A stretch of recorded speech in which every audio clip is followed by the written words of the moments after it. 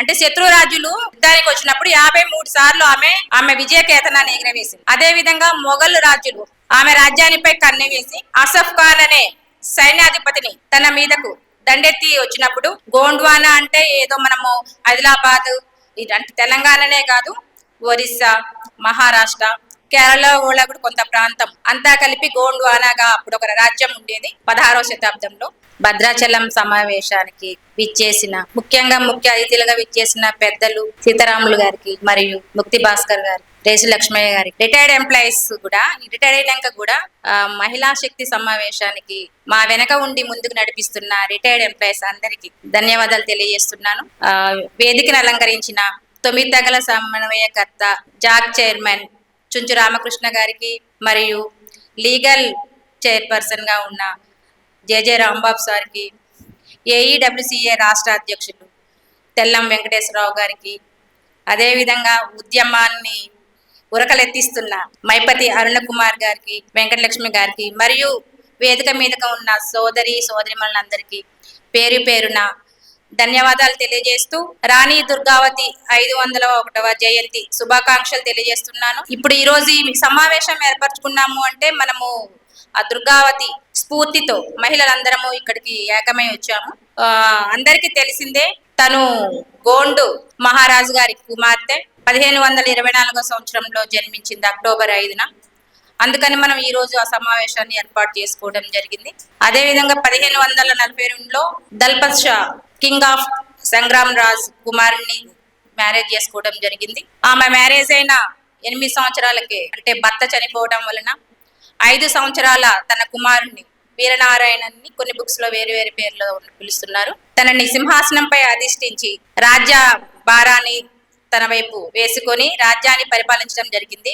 గోండ్వానా అంటే ఏదో మనము ఆదిలాబాద్ తెలంగాణనే కాదు, ఒరిస్సా, మహారాష్ట్ర, కేరళ కూడా కొంత ప్రాంతం అంతా కలిపి గోండ్వానాగా అప్పుడు ఒక రాజ్యం ఉండేది 16వ శతాబ్దంలో. తను 14 సంవత్సరాలు దాదాపు 14 సంవత్సరాలు ఆ గోండు రాజ్యాన్ని పరిపాలించింది. ఆ సమయంలో 53 యుద్ధాలు చేసి యుద్ధం చేసి గెలిచింది 53 సార్లు. అంటే శత్రురాజులు యుద్ధానికి వచ్చినప్పుడు 53 సార్లు ఆమె విజయ కేతనాన్ని ఎగరవేసింది. అదే విధంగా మొఘల్ రాజులు ఆమె రాజ్యానిపై కన్నె వేసి అసఫ్ ఖాన్ అనే సైన్యాధిపతిని తన మీదకు దండెత్తి వచ్చినప్పుడు 3 సార్లు వాళ్ళని ఓడించడం జరిగింది. ఇప్పుడు సార్ చెప్పినట్టుగా లాస్ట్ అదే మొఘల్ రాజుల యుద్ధంలో తను ఆత్మత్యాగం చేసి 1664 జూన్ 24న మధ్యప్రదేశ్ లో జబల్పూర్ లో మరణించడం జరిగింది. ఆమె పుట్టింది ఇటు మహారాష్ట్ర సైడ్ అయినా పెళ్లి చేసుకున్న మొత్తం గోండ్ రాజ్యమే కదా మొత్తం. అలాగా మనము ఆ వీరవంత గురించి చెప్పుకుంటే చాలా తక్కువ.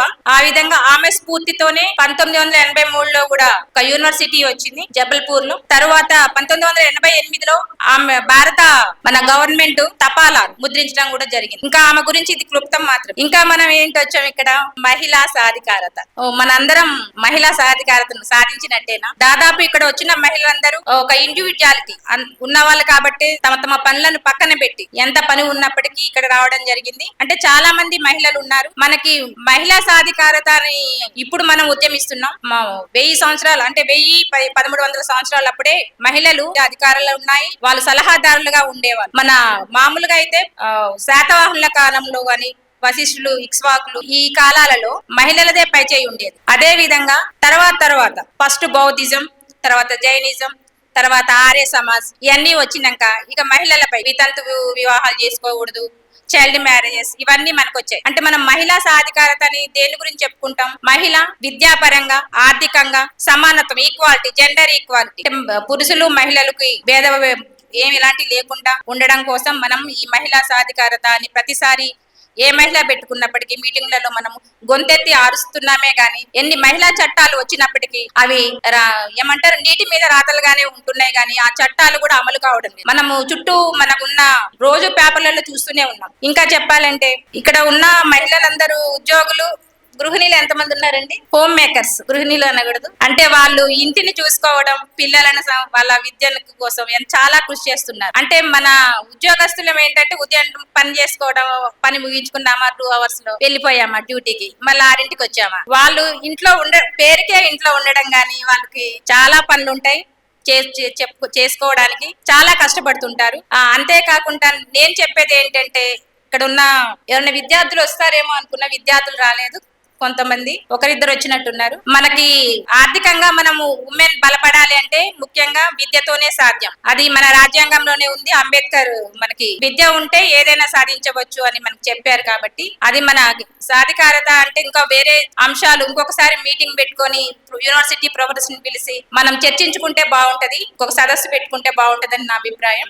ఇకపోతే మొన్న జరిగిన ధర్మ యుద్ధానికి మహిళలు అధిక సంఖ్యలో, దాదాపు నాకు తెలిసి ఒక 10,000 మంది 20,000 మంది మహిళలే ఉండొచ్చు. ఎక్కువ మంది అటెండ్ అయ్యి మన ఉనికిని చాటుకున్నాం. అంటే మహిళలు ఉన్నాము, మేము కూడా ముందుకు వస్తాము అన్న ఒక నినాదాన్ని ఇచ్చాము. చట్టబద్ధత లేని లంబాడీలను ఎస్టీ జాబితా నుండి తీసివేయాలి అని ముందుకు వెళ్లే, లీగల్ గా ముందుకు వెళ్లే మన పెద్దలకు మనము వెన్నుదండిగా ఉండి ఎప్పటికీ సపోర్ట్ చేస్తామని ఈ మహిళా ఆదివాసీ చైతన్య శక్తి తరపున మరొకసారి తెలియజేస్తూ ఈ అవకాశాన్ని ఇచ్చిన పెద్దలందరికీ ధన్యవాదాలు తెలియజేస్తున్నాను.